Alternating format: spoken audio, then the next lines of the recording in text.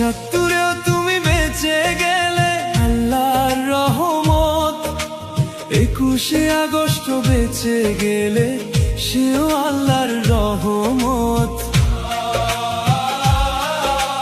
24এও তুমি বেঁচে গেলে আল্লাহর রহমত, মানুষের ভিড়ে দাঁড়িয়ে তুমি ফিরেছো বারবার।